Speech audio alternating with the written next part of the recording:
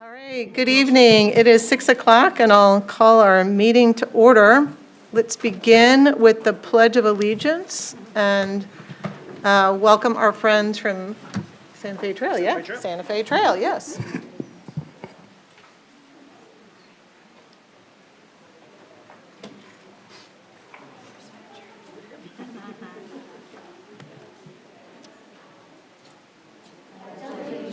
To the flag of the United States of America and to the republic for which it stands, one nation, under God, indivisible, with liberty and justice for all. All right, thank you all for being here. And so I think we're going to have time to hit you guys up for 2 questions. So if you could introduce yourselves and then maybe let us know what your favorite hot lunch meal is and maybe your favorite subject. How about that? Boy, Crystal Liker, principal, Santa Fe Trail. Have some Stuco members and the staff representative with us. And gosh, I help with lunch every day, so it's a tough one. It's fun to watch them enjoy all of the things. So, and boy, I love every subject. My name's Kale Connell. My favorite hot lunch is nachos, and my favorite subject is math. Excellent, thank you. My name is Max Burkle. I am in 4th grade. My favorite hot lunch is pizza, and my favorite subject is math. Great. My name is Kate Arnett. I'm in 5th grade, and my favorite hot lunch is chili with scoops. Fritos, can't go wrong. My name is Landon Black. I am in 6th grade. My favorite hot lunch is chicken and waffles, and my favorite subject is math. I'm Kelly Atkinson. I teach 3rd grade at Santa Fe Trail and am one of the Stuco sponsors. My favorite subject, well, all of them, which is why I teach elementary, right?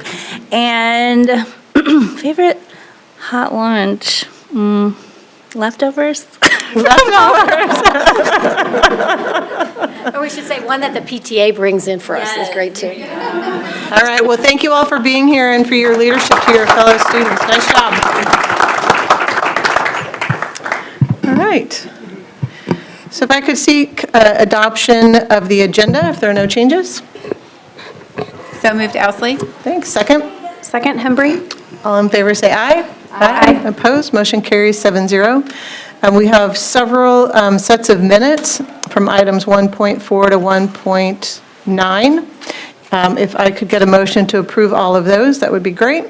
Move approval, Hembry. Thanks. Thank you. All in favor, say aye. Aye. Opposed? Motion carries 7-0. Superintendent's report. Dr. Schumacher. Thank you, Dr. Sinclair.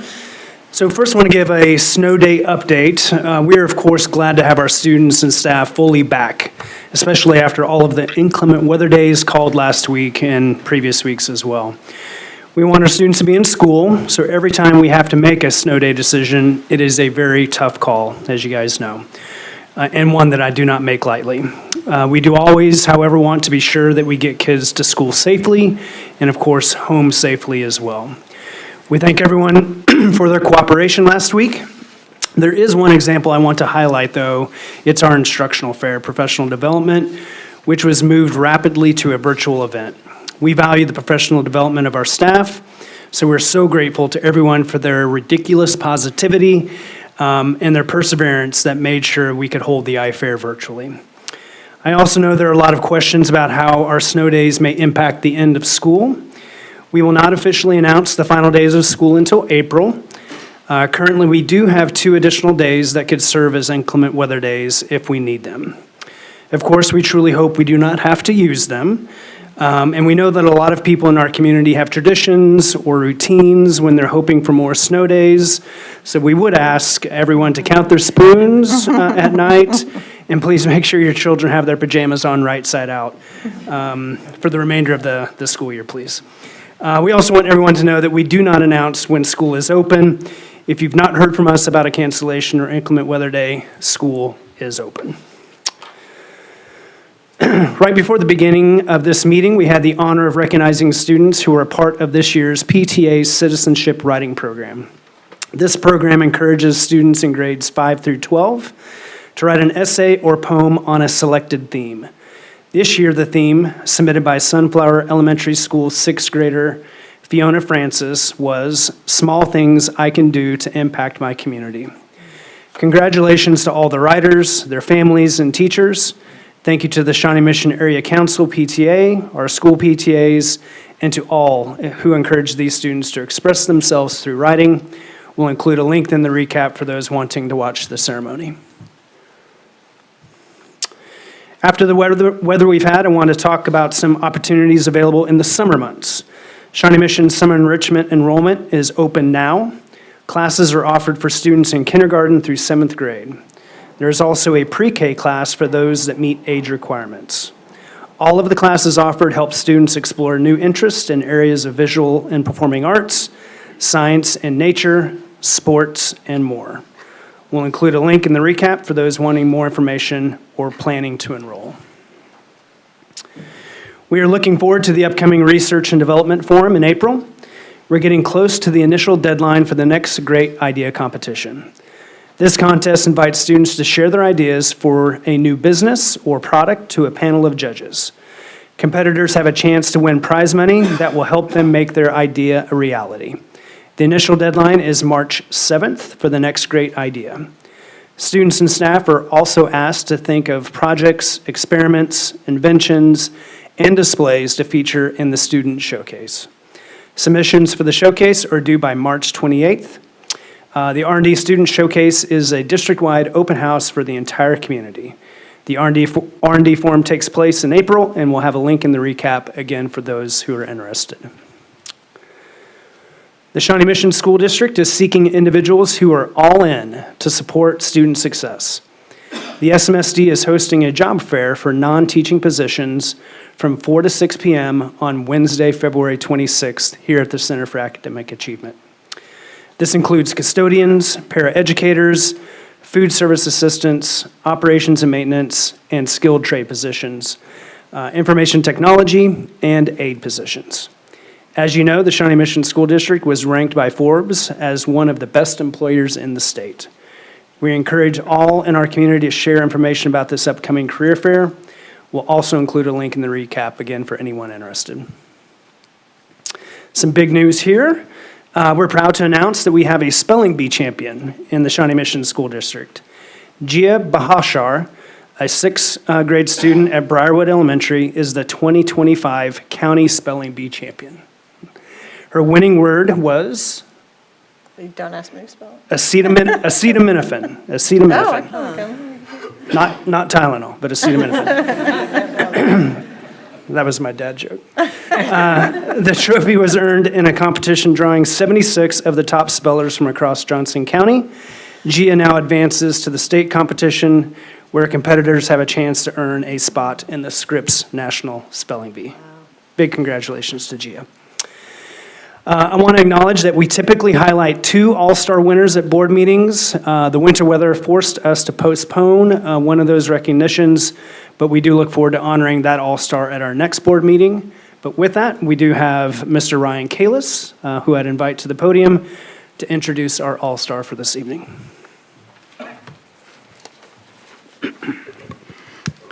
All right, good evening and thank you.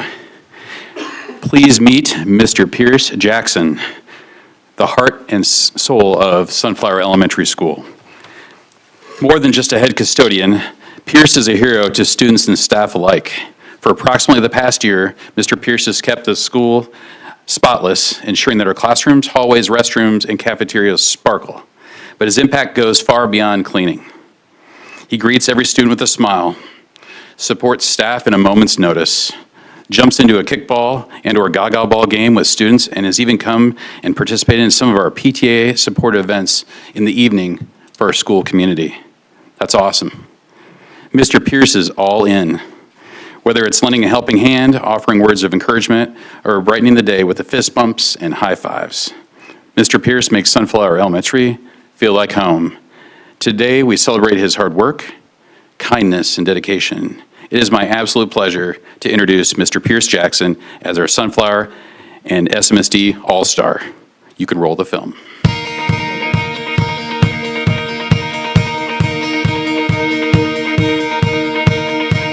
He is so energetic, and he's always happy even when he's doing something that would generally not make somebody happy. And so when the kids see him around the building smiling and happy, it just naturally creates a positive environment. He's great with staff and students, always willing to work overtime, participate in any activities, within school or outside of school. He's just so kind and intelligent and a gentle soul. You don't see very often custodians that are just like have those relationships with independent students, but he knows each student by their name, or they each have like their own secret handshake. So I think they feel, it's that sense of belonging, right? It's everybody in this building, and he's one of those people that they feel like they can go to. He's very special because not a lot of people are willing to come to the school and to help clean and make the school a better place. And he is just a very great janitor. He means a lot. He acts to other students like they really belong here. He's more of like a friend to everybody. This is just a testament to how much he loves kids. So we had Twin Day a few months ago, and Pierce, a bunch of kids wanted to be twins with Pierce. And so he gave them, I think there were like 7 or 8 kids, he gave them work shirts. And I think that it's incredible to see that so many kids want to be like him. And it just warms my heart to see that. Last year when he started here, and he said something along the lines of how he felt about Sunflower out of the gate. And he said, I'm not just tolerated here, I'm appreciated. And I think he takes that mantra and he kind of turns that into his work with our students. Mr. Pierce, thank you for being you. Mr. Pierce, we love you. You are an absolute all-star here at Sunflower and an all-star for the district. Again, congratulations. We are so proud of you and couldn't be happier.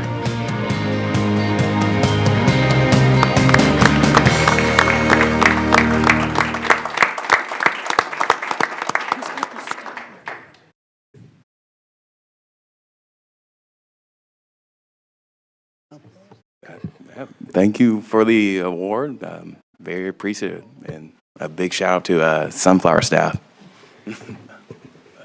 Thank you so much, Mr. Pierce, for everything that you do for our community. It's amazing.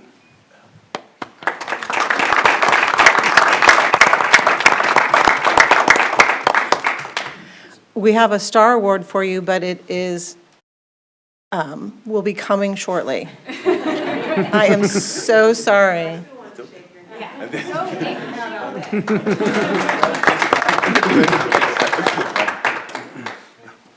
Thank you so much.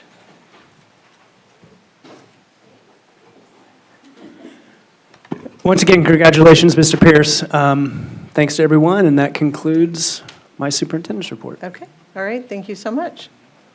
We will move to agenda item 2.2 for board reports, and we'll begin with Mr. Garcia. If you could give us an update on SMAC PTA and then the foundation.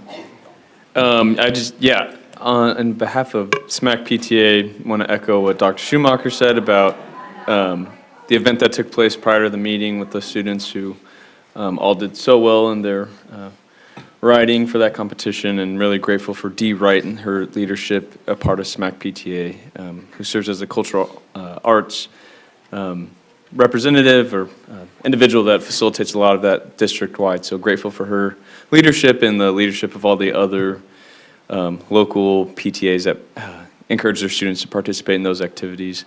On behalf of the Education Foundation, I have no update there. So Thank you. Yeah, thank you. All right. Ms. Borgman, any updates on KASB Board of Directors? We have, our next meeting is on Saturday, March the 8th in Southwest Kansas in Labette County. And so if any of my fellow board members have anything that they would like for me to bring to KASB, please let me know. Great. Thanks. All right. Ms. Owsley, anything to add around? Well, the legislative. Okay. Our duties are done. Yep, policy. Policy committee, we've set our next meeting for March 24th prior to Okay. And is that going to be focused on policy, or is that also donation task force related for that? Do you know, That is agenda-wise? the policy related to the donation tax. Okay, thank you. All right, Ms. Hembry and I were joined the Finance and Facilities Committee on Thursday with a number of folks here around the tables. And we hit a couple of conversations I want to share. We had a property tax explainer is a document that we all worked on collectively, and we have a draft near ready and hope to share that with our community, especially in the very timely fashion as we all got our property tax bill. So it helps our community members understand where those dollars are going and how they're being used. We also had a good update on the bond and capital outlay projects, as well as our a sneak peek at a new web landing page that will look at not only our bond projects, but the capital outlay projects separately. I'm not sure when that goes live, but that was a good sneak peek. Maybe it's gone live. Is it live? It is live. Yeah. Okay, all right. And our next meeting is April 10th. Okay, anything else in terms of board updates? Okay, all right. That concludes that. We'll move on to item 2.3, the board financial report. Yeah, so standard report that you have initially, but there is a supplemental report that I do want Russell to address. So Mr. Knapp, floor is yours. All right, thank you, Dr. Schumacher. I wanted to share with the board tonight our results of our weighted FTE audit results. As you know, our budget is built on our weighted FTE, which is September 20th in the state of Kansas, the official enrollment head count. So on that attached spreadsheet that's on board docs, the budgeted column is the weighted FTE we built this year's budget on, took it to the board and approved in August and submitted to the state. And since then, the KSDE audit team has visited and completed the audit, and the results are on that attachment. But we will essentially be about $771,000 less in general state aid budget authority to spend, and then the LOB impact is an additional $258,000. So between general fund and the LOB fund will be about $1,030,000 less in spending authority, and most of that is in the at-risk, which is based off your free lunch count. So we budgeted a little bit of high for that number, came in a little bit lower. The other thing I wanted to point out, the asterisk on that sheet, the audited headcount, just the FTE portion, is based off the higher of this year's number or when we get to next year's September 20th count. So we know at this time that we will at least be about 15 FTE less than what it was this year, which is only about $80,000. But we do have the opportunity to bring in more kids next year, which is, if it's higher than that number, then our budget will be set on that number. So with that, I'll just, if you have any questions, feel free to ask. All right. Yep, Ms. Emery. Thank you. I had just one question because someone asked me this. I know this is looking at enrollment, but this doesn't necessarily have implications for staffing in these particular programs. This is just our funding formula. Is that correct? That's correct. That is correct. So this is sort of just a budget snapshot. It doesn't necessarily mean we're going to add bilingual teachers or take away preschool teachers or anything like that. Yeah, this strictly dictates your general state aid amount and your LOB spending authority. Okay. Thank you. Any other questions? Okay. Thank you. All right. Okay, so our next, we move to discussion items. And our first is item 3.1, our legislative update. Yes, so our lobbyist, Dr. Stuart Little, is on the phone. He is traveling with his duties. And we do have Mr. David Smith, our Chief Communications Officer, to assist for our legislative update. All right, great. So we'll turn it over to Dr. Little. Can you hear us, Dr. Little? Hello. Yeah, this is Stuart. Can you guys hear me okay? We can, and welcome. Thank you. Okay. Thank you. I appreciate the accommodation tonight. You should have, and please, since I can't see, somebody holler when you have a question, need me to pause, but you should have a written report I sent over the weekend and then a PowerPoint kind of summary, and I'll run through that document and be happy to answer questions at any point. So the second page of the PowerPoint describes where we are at the midpoint of the legislative session. This is turnaround weekend where we're halfway through. Bills from one house get passed over to the other house and they go back and forth. We have this session had a very expedited calendar. There's been a significant increase in the pace of bills, of hearings, the budget, all those things accelerated in part because the legislature wants to get in and out and done quickly. And that has some impact on how hearings are going. They're coming up pretty quickly, and it's a bit of a challenge sometimes to make sure that there's public notice and that we have hearings in an appropriate way. And we're making it through that, but we're in this last half of the session, there are really only 18 work days left for the end of the session when they can do committee work, and then they'll be on the floor the rest of the time, so we're moving quickly. I would note a little bit about the budget that obviously we're watching the K-12 budget, and the budget was also accelerated this year, and the legislature did some procedural moves to kind of take control of the budget process, and we're kind of seeing the implications of that this year. For example, in the K-12 budget, the governor had, the legislature had a budget that was flat, essentially funding K-12 and KSDE at the same rate they did in the prior fiscal year. And the governor's recommendation included the addition of $72 million for special education funding, and as well as $5.5 million for reduced lunch cost for kids to 37,000 kids. That was just a recommendation in the legislative budget. They did not accept that. The committee, the House committee, originally had $30 million in it. It got cut down to $10 million for the final budget that passed out of the House committee, and that the House just passed last week. Normally, we would have a Senate budget process and a House budget process. That is not happening, as far as we know right now. The House passed a budget bill. The Senate has not had any hearings or subcommittee work on the budget, and they may do that in the coming days, but there's nothing on the calendar yet. So we're kind of essentially what we've got on the table right now is a $10 million increase for special education. Otherwise, most everything else is funded. I would note on the next slide, pointing out that today was the official work day for the K-12 Education Funding Task Force.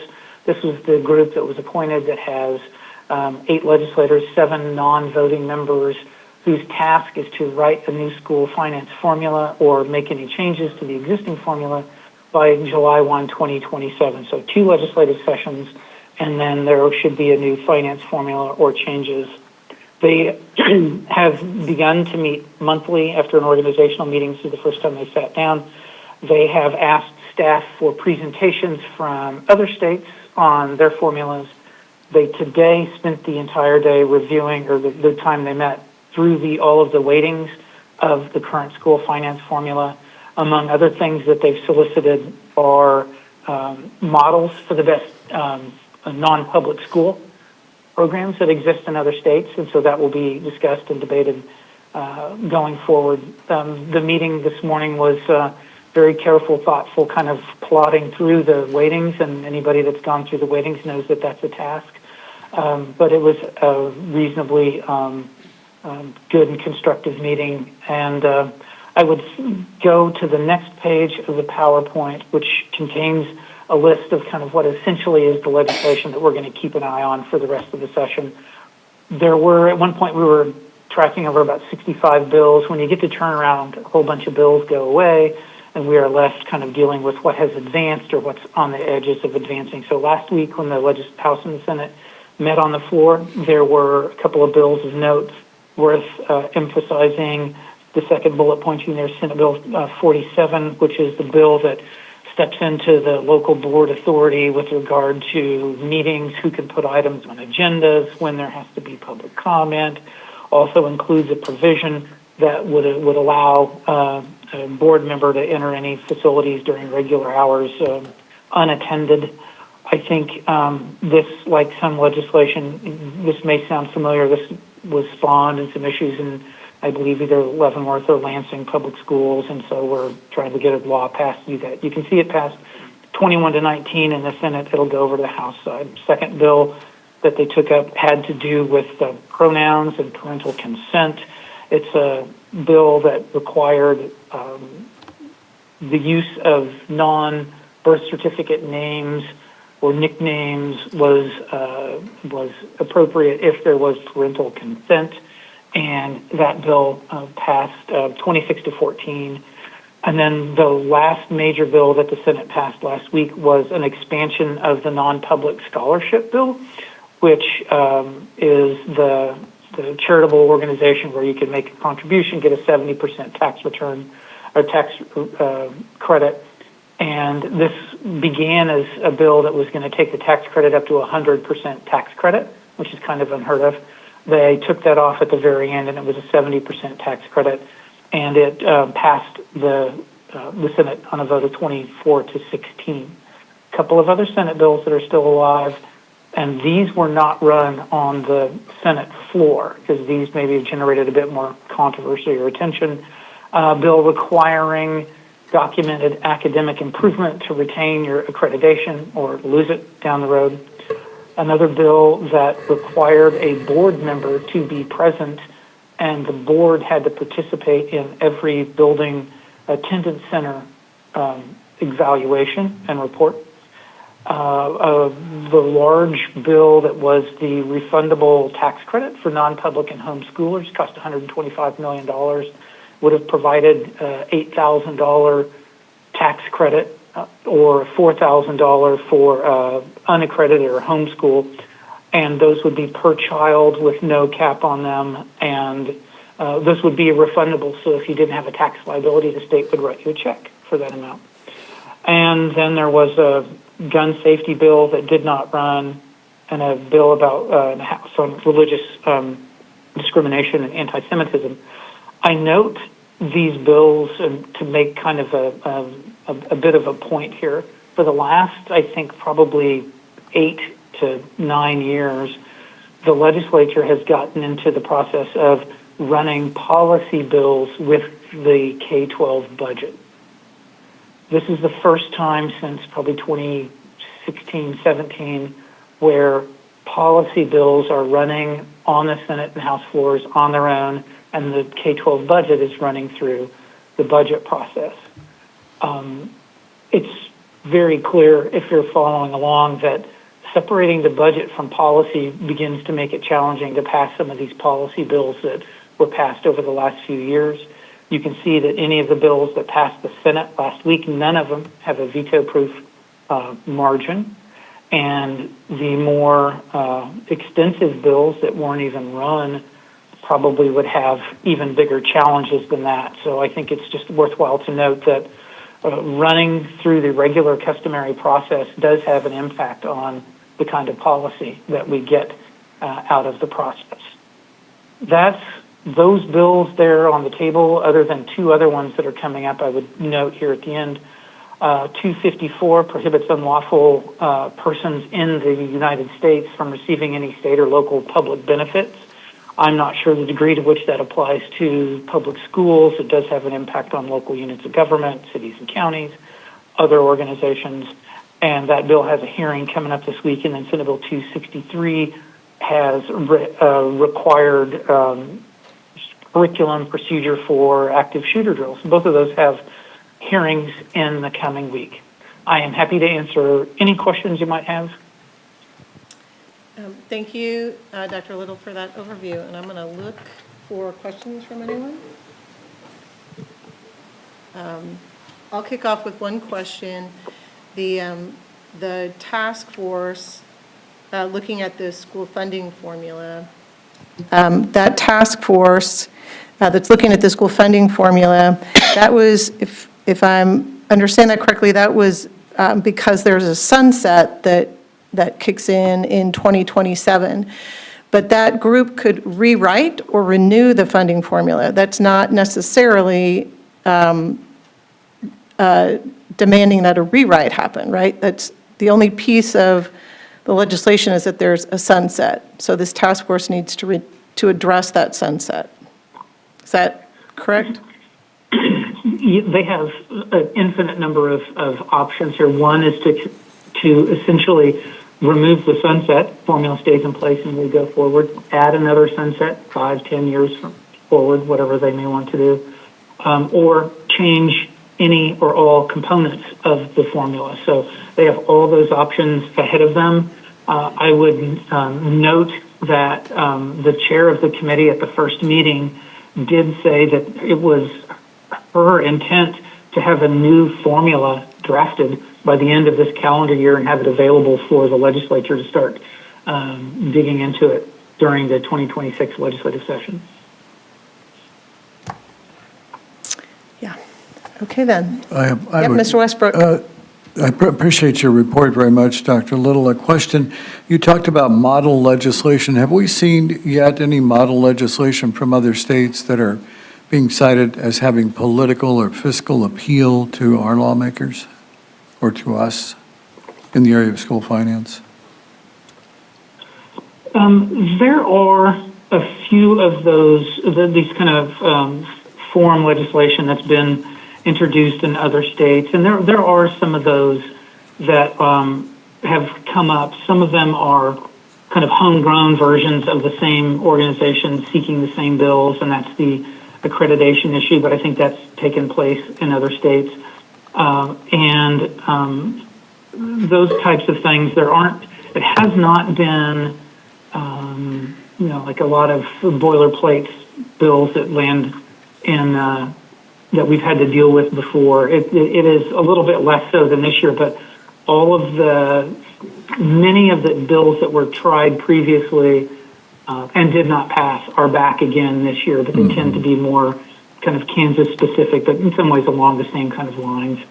I asked that question because I know we see some boilerplate legislation sometimes introduced across the country from sponsors who have the same language that actually appears from state to state.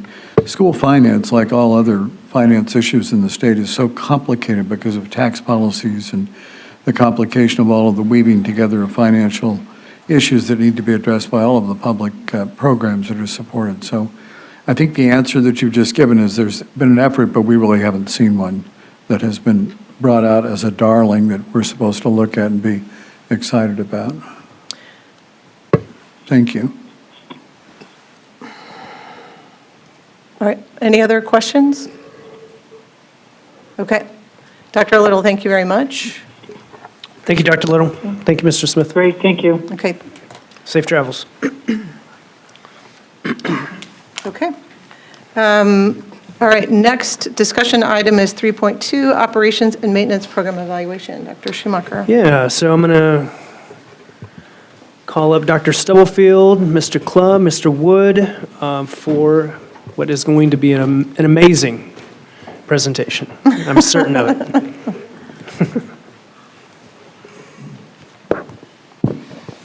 What are you doing to me, Dr. Schumacher?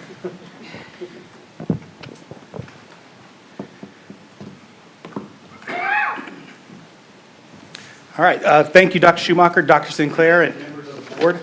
I will be presenting this evening alongside my colleagues, Mr.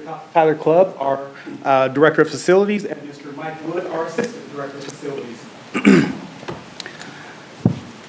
The strength of a school district is not only measured by its academic achievements, but also by the quality and sustainability of the environments in which our students learn and our educators teach. Behind every well-lit classroom, every safe and inviting hallway, and every state-of-the-art facility is the dedicated work of our operations and maintenance team. Their efforts ensure that our schools remain spaces where learning thrives, staff feel supported, and families take pride in our district. This evaluation serves as a strategic assessment of the department's effectiveness, efficiency, and overall impact. It provides valuable insights into resource allocation, operational strengths, and areas for growth, all with the goal of maintaining the excellence our community expects and deserves. Additionally, as we look ahead, this report will inform future strategies to enhance our facilities and align with the district's long-term vision. We appreciate your engagement in this discussion, and we look forward to sharing key findings and recommendations that will support the continued success of our schools.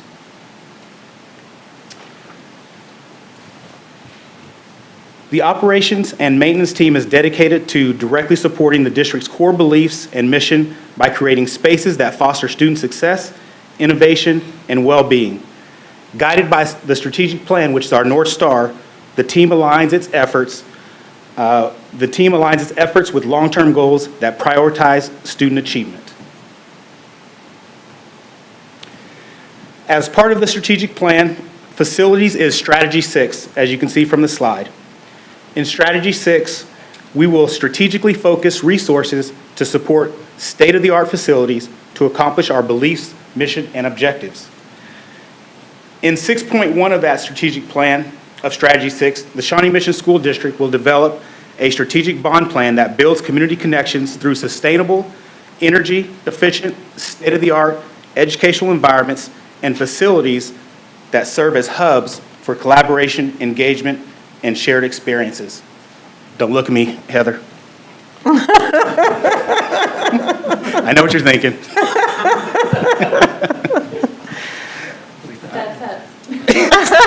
I said don't do it. When our community supports a school bond, it directly invests in the future of our children, ensuring that they have access to safe, modern facilities that foster learning and growth. We continue to be appreciative and thankful of our Shawnee Mission School District patrons. The Operations and Maintenance Department is responsible for maintaining and operating 45 schools and 4 district centers, covering over 5.4 million square feet of facilities and over 860 acres of grounds. This includes managing asphalt areas, playgrounds, and athletic fields. The department oversees all construction projects funded by bond and capital funds and provides essential warehouse and supply support throughout the district. This slide is a representation of what I just went through. You're going to hear from both Tyler and Mike some more information on the work orders that are involved with our maintenance department and operations. And we'll also we'll be able to talk about some of the facilities that we have ongoing projects with as well. At this point, I will turn it over to Mr. Clubb. The operations and maintenance team is led by the Director of Facilities, who is responsible for managing resources and ensuring that each facility operates efficiently. Supporting this role is the Assistant Director of Facilities, who oversees the daily operations of all school district buildings, including the supervision of the maintenance, grounds, and custodial teams. The maintenance teams play a critical role in keeping district buildings functional and safe by addressing repairs and emergencies. This includes specialized work from the HVAC technicians, electricians, plumbers, carpenters, and painters. The grounds teams are responsible for maintaining the district's outdoor spaces, handling landscaping, mowing, snow removal, and the upkeep of all outdoor facilities. Finally, the custodial department ensures that all district buildings remain clean and sanitary throughout the day with their daily cleaning and maintenance. Together, these teams work to create a safe, well-maintained, and welcoming environment for students, staff, and the community. Here is the organizational chart for the operations and maintenance teams. We have a total of 294 employees. There are 79 employees in the operation and maintenance department, and we bounce around between 5 to 10 openings throughout the year. There are 215 custodians, and currently we have about 60 openings within the custodial department. We utilize a partnership with ATS, which helps fill these openings on the custodial side. They provide us 48 employees daily, and they are distributed throughout the district on our second shift at the secondary locations daily.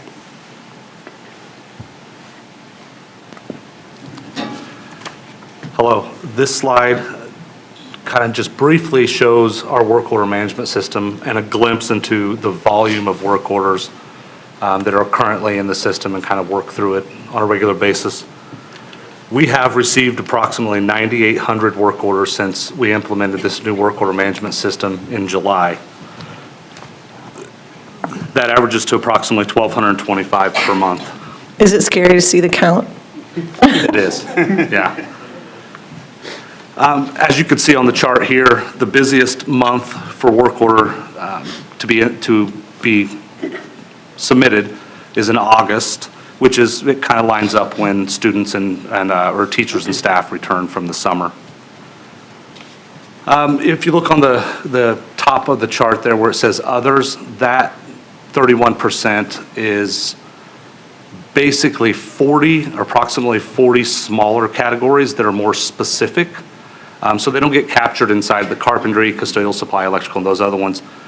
Some examples of that are two-way radio repair, lockers, bleachers, just locks. A typical workflow system. So it's a pretty thorough process that we go through.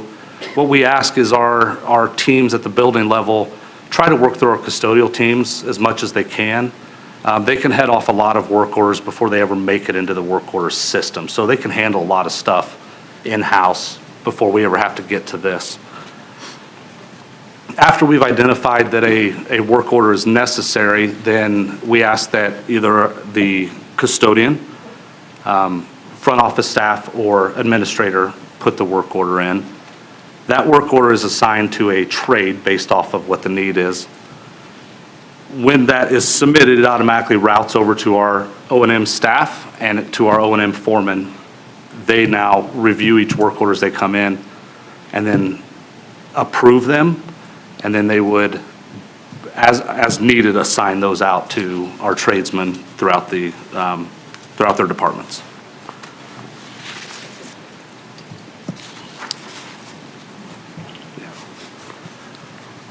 Our summer internship program, or summer crew and internship program, sorry. The picture you see here is Ethan.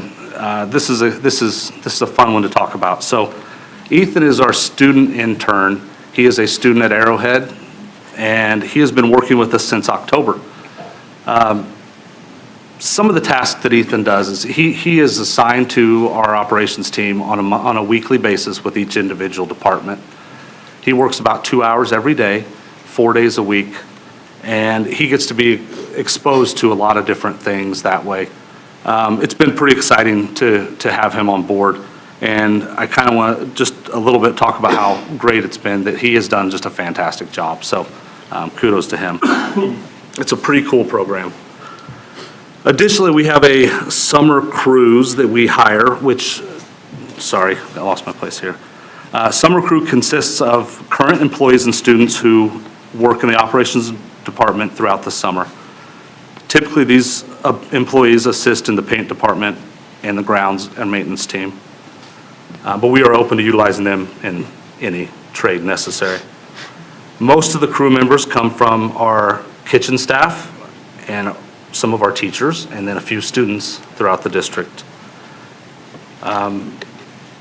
So with the district's emphasis on real-world learning, we are looking to include the student internship program as well as the summer work program for students to gain those real market value assets. Thank you. So throughout this presentation, we will be getting into projects. And I wanted to touch base on some of the differences between capital and bond. So here's a great example. There's a slide that we found. It's going to be capital projects, bond, and to go into more detail. So when you hear us talking about capital projects, think of a yearly cycle maintenance. These were things like roofing, asphalt projects, small renovations, and then anything that is day-to-day through the day-to-day operations. That funding comes through the capital. When we talk about bond projects, these will be the major construction projects, which would be including items as the new builds or the heavy major remodels.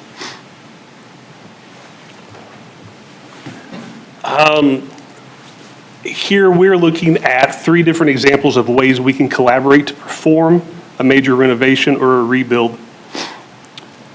The engagement process consists of district leadership working with school, faculty, and community members to provide ideas and data to our architects and construction partners. This engagement allows them to perform the vision aspect to help narrow down that conceptual design into drawings all within trying to stay within our budget. We'll need these detailed schematic drawings, excuse me, to create construction documents that allow us to properly take out detailed documents to receive bids on the projects we want. Okay. So if you've had the privilege to watch or attend any of our finance and facilities meetings, this is something they see quarterly. And this is our ongoing Gantt chart, or it's our main project schedule for the current bond. This has helped showing the expected outcomes of the schedule pertaining to design and construction on all the new builds, the high school and the middle school remodels.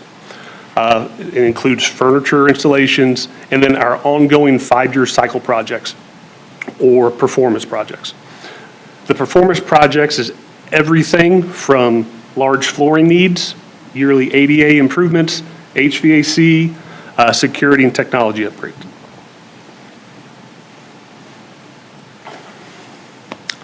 So now we're looking at a complete capital and bond from 2024 to 2025 current project list. We will have 30 locations receive some kind of repair within the past year to 14 months on this list. So this could be anything from being a new build to a remodel, new furniture, again, asphalt, HVAC, et cetera. It would be safe to say that throughout this bond cycle, each facility has had some sort of improvement project take place at their location. So, capital projects. And so here's an example of 2 major capital projects that are underway within the facilities team. LED lighting, and this is still in an RFQ format and has not been submitted to the board for approval, but it is close and it potentially will be a board item in the upcoming months. This is a proposed 3-year phase project that will replace all the lighting in the district to LED. Phase 1 would be at the high schools, phase 2 would be at the middle schools, and then phase 3 would wrap up the remaining elementary schools.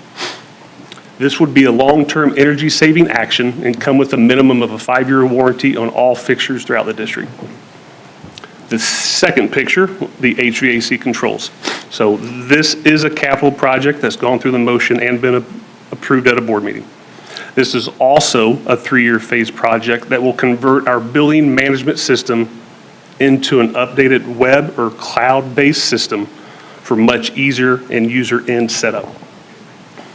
This behind-the-scenes electronic control system will provide ease of scheduling, which knocks down manpower to provide up-to-date inputted data, current and past trending options for easier diagnostics, updated thermostats, and user controls, which again will also help with long-term energy and maintenance savings.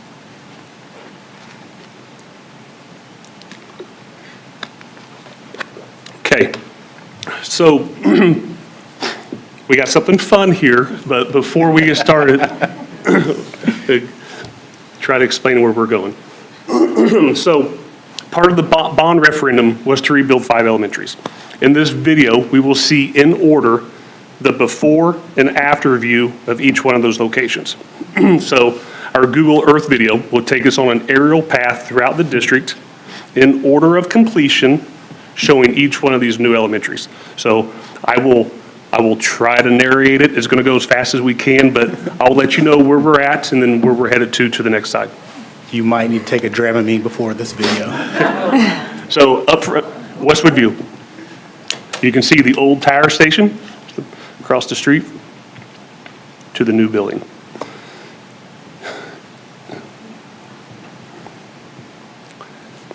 And after Westwood View, we head to Deemer.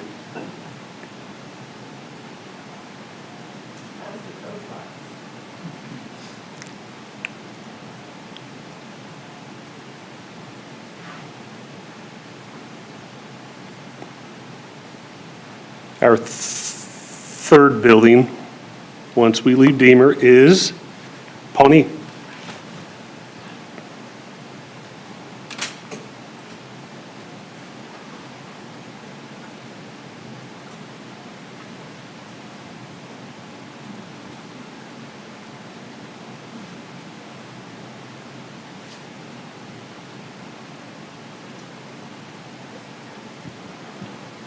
From Pawnee, we will go to Rushton.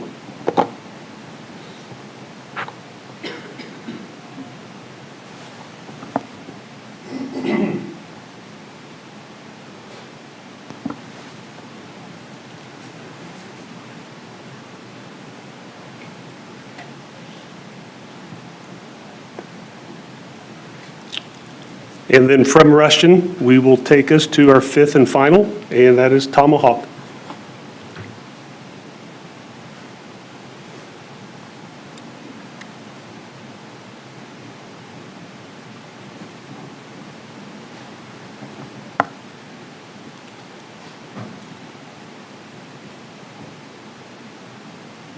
Well, that's really coming along.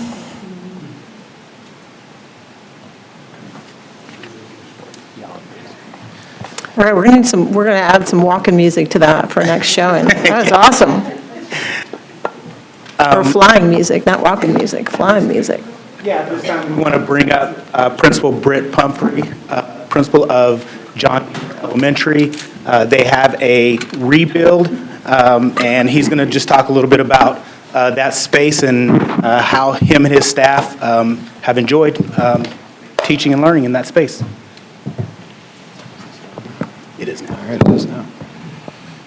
Thank you, David. I'll pull up my notes real quick. So Dr. Stubblefield called and said, could you just talk to the board about, the impact on students and community, right? Yep. And I love that because it grounds everything we do. That's why we're all here, is the impact on students and the community. So over the last couple of years, we've been in the building for 2 years. Several of you have visited, and we really appreciate that.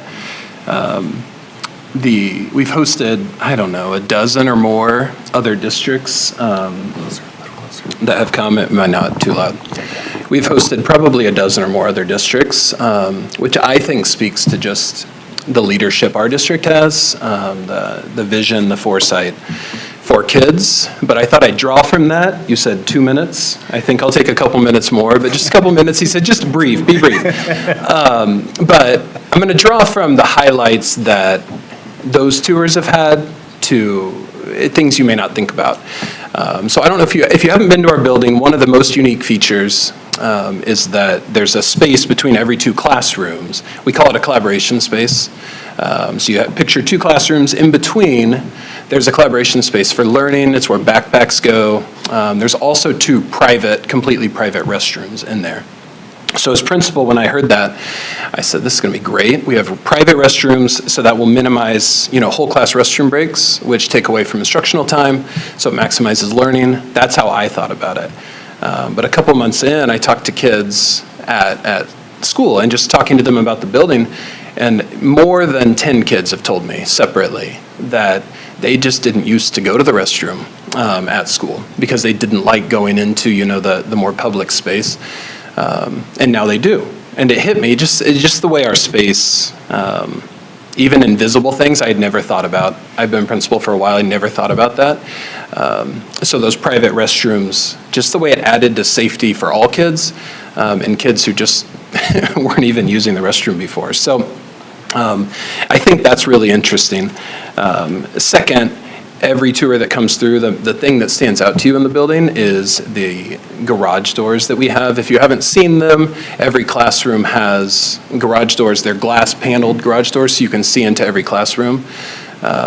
And everybody asks. Some people come with the cons, some people come with the pros, but everyone asks about the garage doors.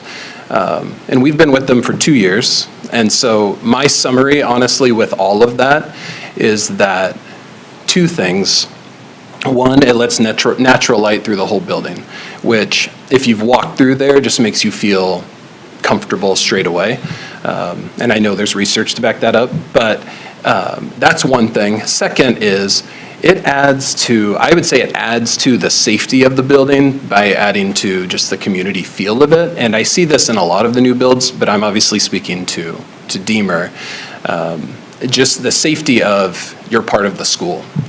When you walk through the school, everybody can see everything. You see the class across the hall, but you have that sound barrier too, which is necessary sometimes. So it adds to the community feel that we want in our schools, and it really does make it feel like a safer place to be. And people who walk through, you feel that quickly.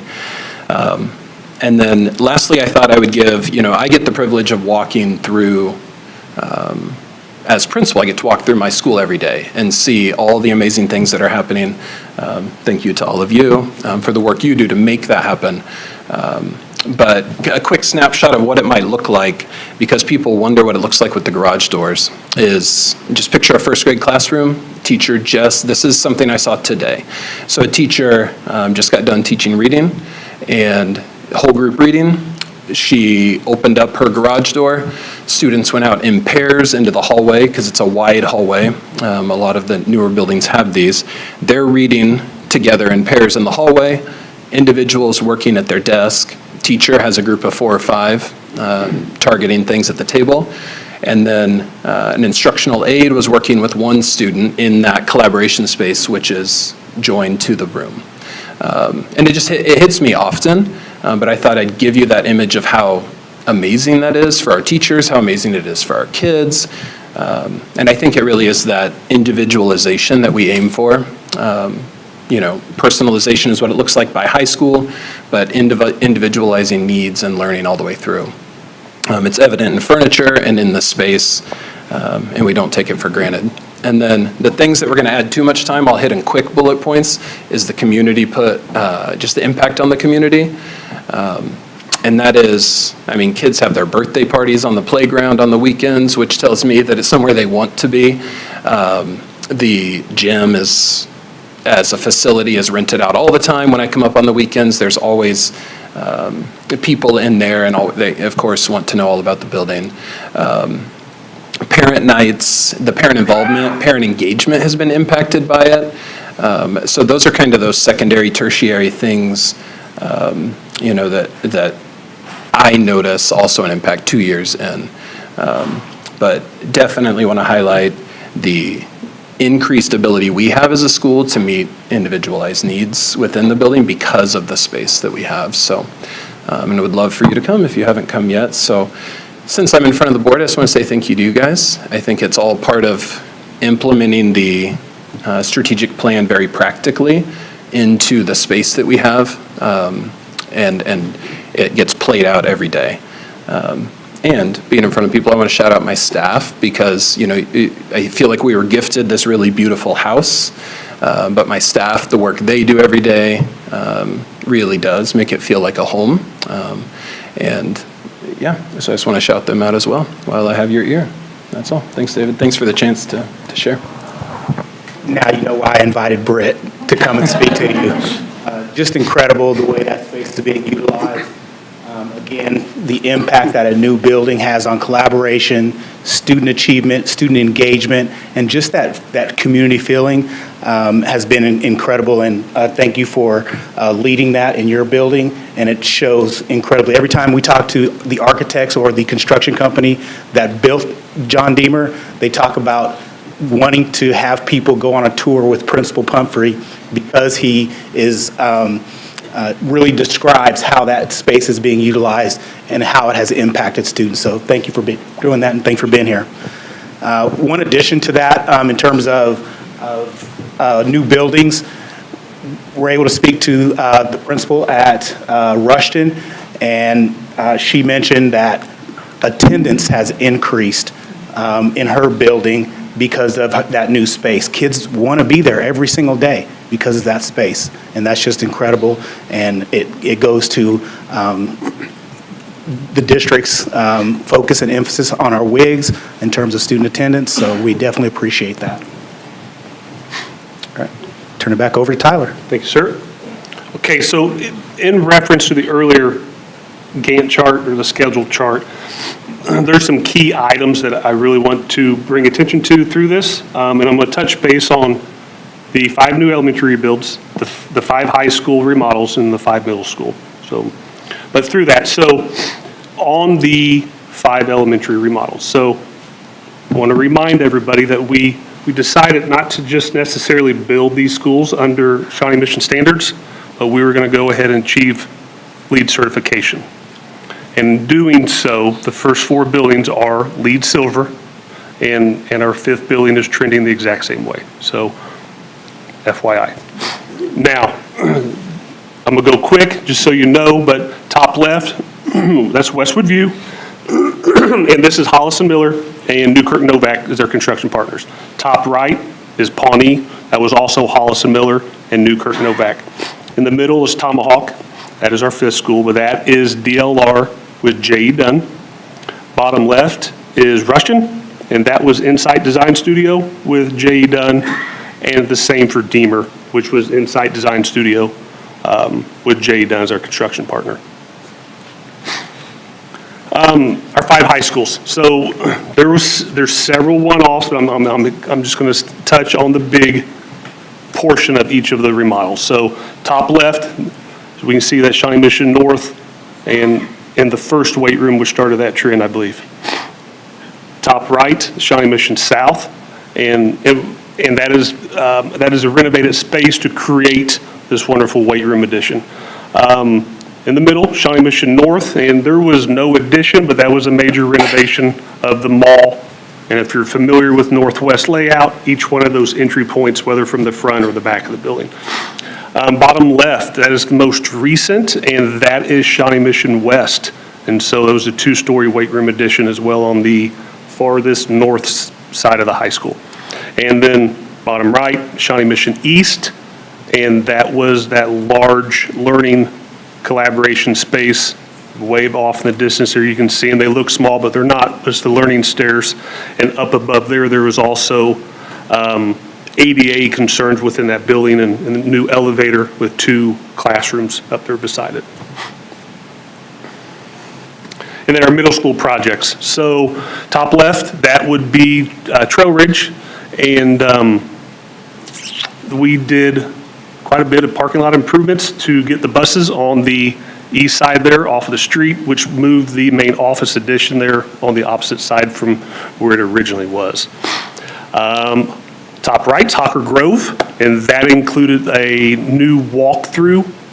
I'm going to call it a breezeway through the courtyards with an outdoor classroom, large classroom space in that area. But remember, we also did revamp the parking lots there and added a bus loop there in the front of Hawker Grove.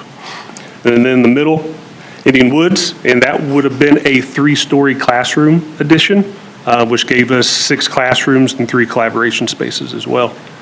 And then on the bottom left is Indian Hills, and that is our most recent middle school renovation that opened up the start of this second semester, and that is another large classrooms, and I'm going to say, I'm a guess, I'm sorry, but probably anywhere from easily 60 to 70 seats within there for a large classroom setting in a middle school.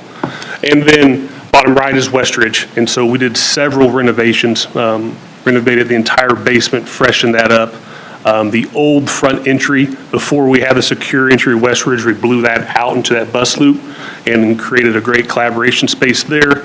And then in our courtyard, we added a outdoor classroom canopy and then grew out there with data and whiteboards, et cetera. All right. In the fall of 2021, I had the privilege of meeting Olivia Bloomfield, who was a 4th grader at Corinth Elementary School. Olivia was the featured guest for the Shawnee Mission School District October Read Across America, where she was able to talk about how she used her voice for change by being a fierce advocate for having inclusive playgrounds in the Shawnee Mission School District. Even as a 4th grader at Corinth Elementary, Olivia knew that change starts with speaking up. She believed that playgrounds should not only be wheelchair and walker accessible, but also welcoming to children with cognitive, sensory, hearing, and vision impairments. Because of her tireless advocacy, inclusive playgrounds have been built across the district in all 34 of our elementary schools. Her vision and persistence made this possible, giving countless children the joy of play for years to come. Olivia once said, "Everyone deserves a chance to play." Those words now serve as a lasting reminder of her heart, her determination, and the difference one person can make. Though she is no longer with us, her legacy lives on in every laugh, every friendship, and every moment of joy experienced on the playground she fought for.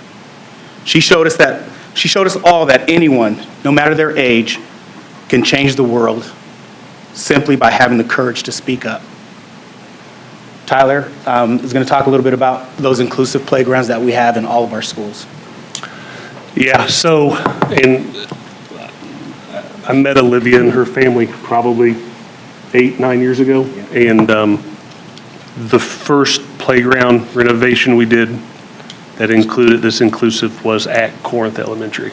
And since then, there's been 33 other playground renovations and replacements, and it is fair to say that all 34 of our elementaries now have fully inclusive, ADA accessible, brand new playgrounds district-wide.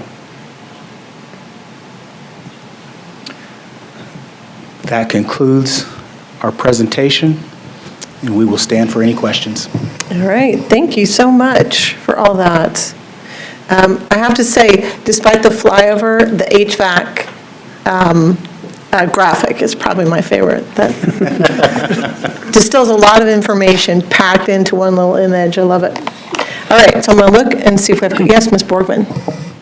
Thank you for the presentation, Mr. Clubb. We saw that you are leaving the district, and I just want to thank you for your years of service to the district. And Ms. Ousley and I were laughing a little bit ago about just the days in COVID when we had the MIRV. Yes, I'm the MIRV guy. You're the MIRV guy. MIRV So- 13. Yeah. Not any old MIRV. With 13s, yes. No greater, please. They're better fans, Miss Ousley. Better filters. Yes. So, thank you. The other, piece I wanted to, I love the summer internship project that you have. I wasn't sure, kind of two questions. First and foremost, love that, thank you. I know that I'm so thankful that we are really pivoting towards just making sure that our kids are college ready, although critical, we're also making them career ready. And with things like HVAC being such a well-paying job, do we have plans to expand this internship and provide other sort of real-world learning skills for our kids in areas such as HVAC? Yeah, that's a great question, Ms. Borgman. What we're doing right now is we're waiting on some information to come out of some of our strategic planning action teams to kind of point us in a direction, especially for what's next for CTC. So we're hoping that we're heading in that direction so that we can improve some of those experiences and have curriculum for those students. But again, we're going to wait on those action teams to kind of point us in that direction. Thank you. And then the internship, is that going to be expanded, or are we just accepting one student, which is amazing, by the way? Not trying to take away from it. I know, and I also know that the bandwidth, that you do have to have the bandwidth to expand on that. So I don't want to be so naive to think that everybody come and join us. I think we would love to be able to expand it. You're right, there's some more work to be done, but for now, it's working out great, and I think we'll continue working with the Human Resource Department and other folks to see if we have those opportunities in the future. To touch on that, but don't forget about our summer work programs as well. And so not only can it be through the school, but it could be a full-time summer intern. I'm going to position send my on the kids summer group. to you. Put them to work. And we will put them to work, yeah. All right, thanks, Ms. Bordenrena. Yes. So tonight we celebrated Mr. Jackson's commitment at his role at Sunflower, and we know that we're trying to increase employment in that particular area. What are the shifts? You said there were two. What are the hours for the shifts for anyone that's listening, interested, considering? Sure. So we actually have the ability to be a little bit flexible on that. So we have at the elementary level, we have day and night shift. So the day shift typically arrives 6:30. Afternoon or evening shift typically arrives about 3 or 3:30. But with our, I believe we call them floaters, we have the ability to be flexible with those hours. So we have some folks that only work 2 days a week, can only work Tuesdays and Thursdays or Mondays and Wednesdays. Maybe they can only work from 5 to 9. That has allowed us a little bit of that flexibility to hopefully be able to draw in a few other applicants. The middle school level, at the secondary level, we have more daytime shifts, and we have that supplemental help in the evening with the ATS, but we're always looking to add to our SMSD staff if possible. Hopefully that was a good plug for people that are listening or what have you. That's great. Thank you. All right, yeah. I just want to say thank you guys for coming in and helping bring the human element to our buildings. I think I might have joked with David when he took the deputy director job. I was like, you don't want to do parking lots and roofs? What are you talking about? I think the specific word you used was asphalt. I think I might have said it was going to kick your asphalt to have this job. But I think this makes it clear that it's actually so much more than that when you're in a school setting, that what our buildings look and feel like have such huge implications for what happens inside of them. So thank you, Mr. Pumphrey, for helping us see how it's not just parking lots and roofs, it's actually kids learning. The question that I had was about health and sort of health impacts of the buildings that we have.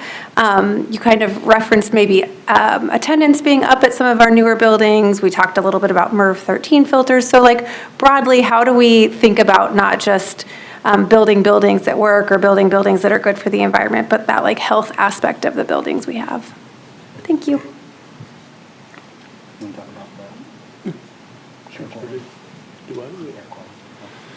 Yeah, I mean, there's several avenues that we could touch. And so, I mean, it could be, one avenue could just be air quality in the new buildings. And so, I want to try to summarize it without getting too detailed. So, the way HVAC works is it's going to move air, and it's going to temper air, and it's going to filter air. In the new style of these schools, for cost, for lead points, and for air quality, we've chosen to do a VRF style HVAC system. So it's variable refrigerant flow. So think about a heat pump for a house. So there's no gas. It's strictly air compressor. So air conditioning. So a compressor, right, with refrigeration. So it could be, this classroom could be in cooling mode. This classroom could be in heating mode. It's all on reversing valves with refrigeration going to a unit in that classroom working off of that set point. So that is still filtering the air with a filter of our choice. It could be 9s, 11s, or 13s. And they, and that's controlling your set point. Now with that, one of the things is fresh air. And so you don't want to, you want fresh air, but you want filtered fresh air. And so that's one of the things against when we work with Children's Mercy about how are we going to implement this, right? What are the avenues? Well, you don't want to just open up windows and allow all this fresh air, because now you have, Pollutants. You got 20% of your student population that is now asthmatic. And so how do you help prevent that? And as you want the fresh air, that's got to be filtered. And so these classrooms have DOAS units. And so it is 100% outside air that's filtered coming into those classrooms and hallway spaces nonstop. So, and that is also filtered. So what we're finding out is the air quality in these schools are ridiculously good.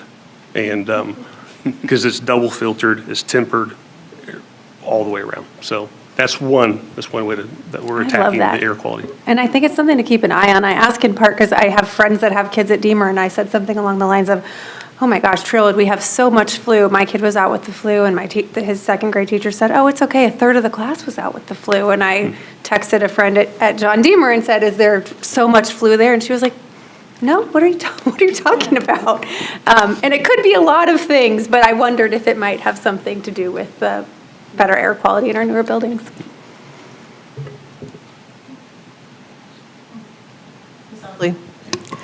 I just wanted to note that I really appreciate the fact that you've highlighted the process of how we get to where we're at with the buildings. Yes.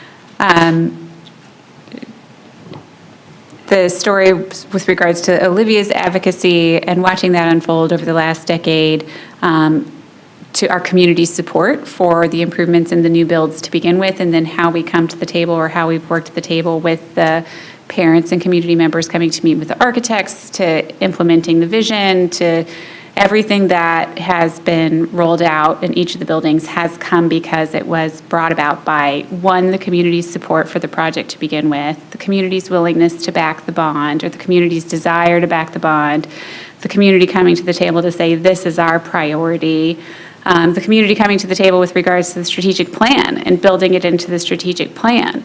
I would love to be able to say that we get to take credit from here at the dais, but really our job was to get out of the way and to let the strategic plan and then the leadership of the communities be implemented. And we're really fortunate to have experts in the room who could bring those visions to life, to emphasize health, to emphasize belonging, so that kids are utilizing bathrooms in a way that maybe they didn't before, because they are like, oh, wow, this is a great bathroom, or kids are engaged and included on the playground in a way that maybe they weren't before, because a young student used their voice and the community wanted to support that student. And so this is one of those presentations where it's like we just get to be in the room when it happened, sort of thing, and appreciate the skills and expertise that got it there. And I want to get Tyler a shirt that says it's a MERV 13 before he leaves the district. So I feel like somebody needs to help make that happen for me. Yeah. Or I could just do it myself. But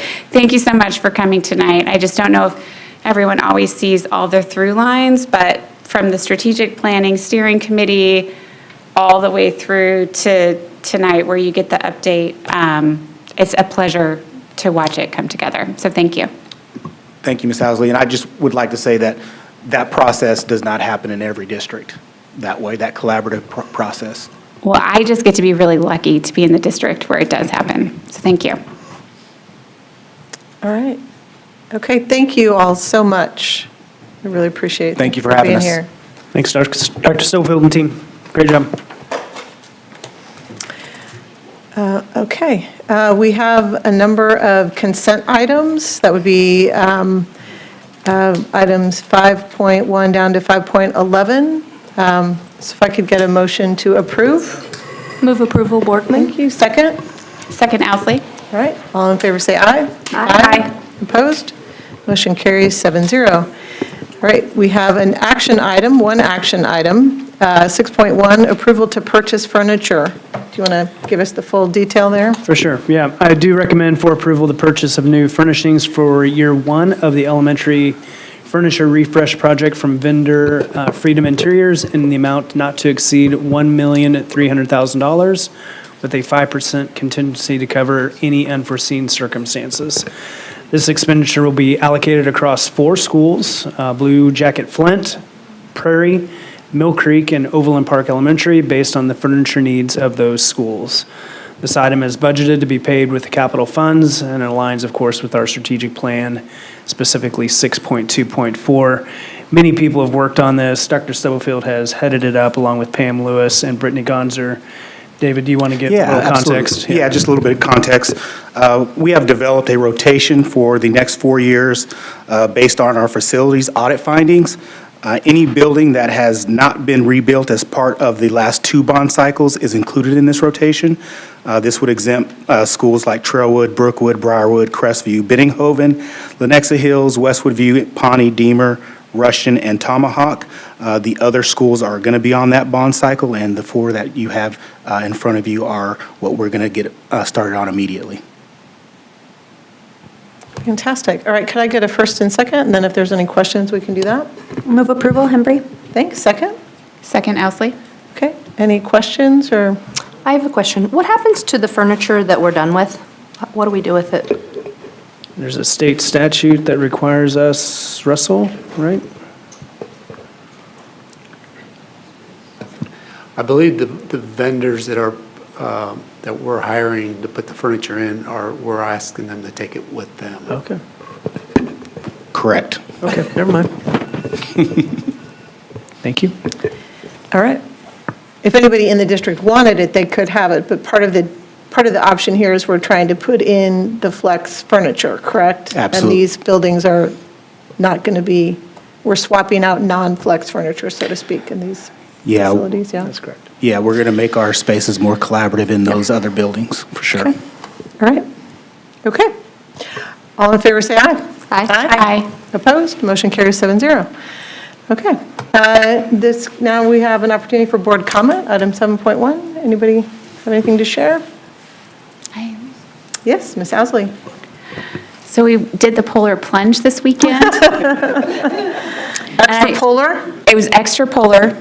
The firemen were sitting on the ice shelf that they had cleared for us to all run in, and I really wanted to share a picture of Dr. Schumacher, specifically our frozen fearless leader, but I believe there was a bit of mutually assured destruction involved because the pictures of me were not flattering. So I am not sharing photographs. Thank you. But we did have good representation from our team, from our special education department, and then Shawnee Mission South's team is always a joy to watch those kids come out every year, and it was very cold this year. So I'm super impressed with everybody who came, and anyways, we did it. It was very cold. I don't know if we'll do it next year. So I hear it's going to be really warm next year. there's a 5K we could do instead. Maybe I can just do the plunge. All right. Okay. Well, I'm going to take a motion here on executive session, and then we'll close our regular meeting. We will not be coming back for any additional business. So April, if you could take a motion for item 8.1.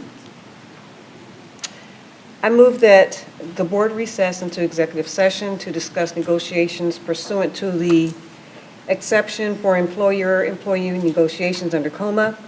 And so at about 7:30, and then the board will reconvene at 7:50 p.m. The board invites Dr. Schumacher, Dr. Stubblefield, Dr. Higgins to attend the meeting. Okay, do I have a second? I'll second. All right, all in favor say aye. Aye. Opposed? Motion carries 7-0. All right, thank you all for being here. Yeah, we have till 7:30.